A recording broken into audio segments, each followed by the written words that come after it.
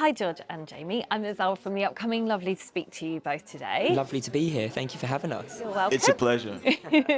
So perhaps you could start by telling us what is Black Dog all about? What can viewers expect when they watch this film? Yeah, so Black Dog is a coming-of-age road movie that looks at two different characters, Sam and Nathan, played by Jamie, and they meet by chance and are united on this need of having to go up north.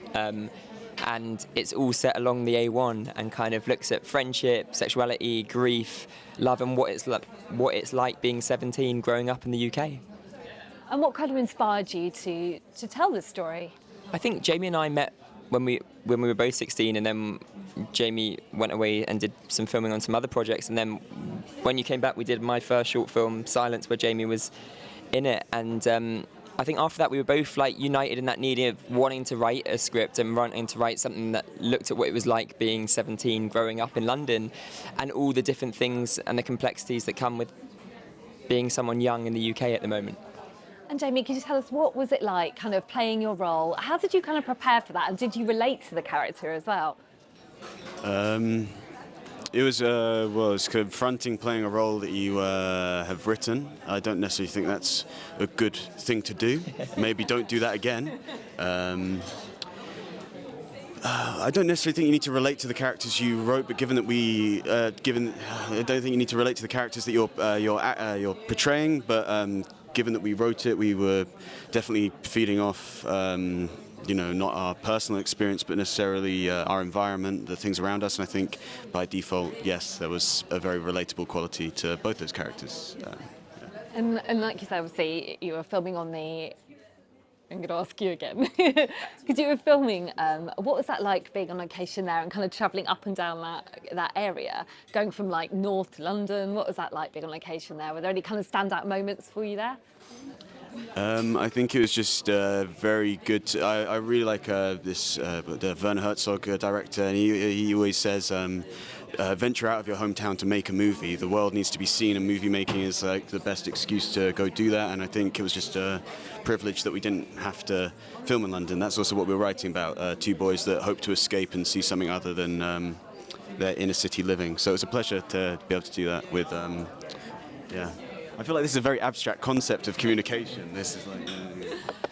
And can you tell us about the filming process? How did you go about that? What were the choices for that? How did you do it? Yeah, so I mean, Jamie and I both produced it alongside Ken Petrie and Ian Sharp, and we were incredibly lucky that David Parfitt, who is a multiple Oscar winner for like The Father and Shakespeare in Love and all those amazing films, read our script when we were younger and was like, I absolutely think you need to get this made, and so kind of jumped on board as our exec producer, which was so exciting.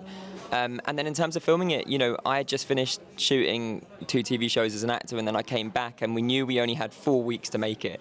And that's really tough, because it's quick and you move at a speed that's like, quite rapid for a feature film, and we had £500,000 to make it, which is super tough, and we didn't have the support of the public bodies necessarily, and so at the time and now to be at London Film Festival is a dream. But I mean, we started in London and we started on the rooftops of Brixton Market where the film starts, and we shot it for real, and we did a week of filming in London, then we did a week on the road, and then we ended up in Sheffield where we shot the rest of the film, and then a second unit kind of did the drive from London to Scotland for real, and that was a fun 3 days because we were just driving up and down the motorway, shooting out the window, getting all the bits that you needed to tell the story, and yeah, it feels like an utter dream to be here today.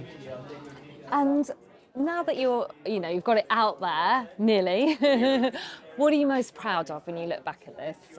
I think for me, it's a lot of things. I think it's the team that we managed to pull together. I think it's also the fact that we were two 18-year-olds when we wrote it, and to be at London Film Festival really is a dream come true because, everyone dreams of that, to world premiere where you grew up, and to have happened to us is amazing.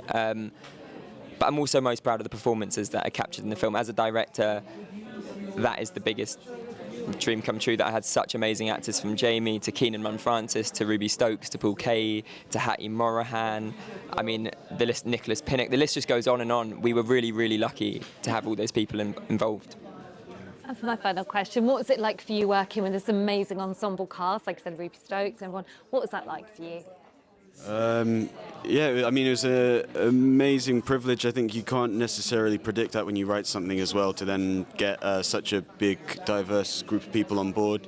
Makes the acting very easy and a pleasure, and yeah, it's the miracle you could have never predicted. So, yeah. Oh, thank you guys. Thank you so much for speaking to me. Enjoy your time at London Film Festival. Thank you very much. Thank you.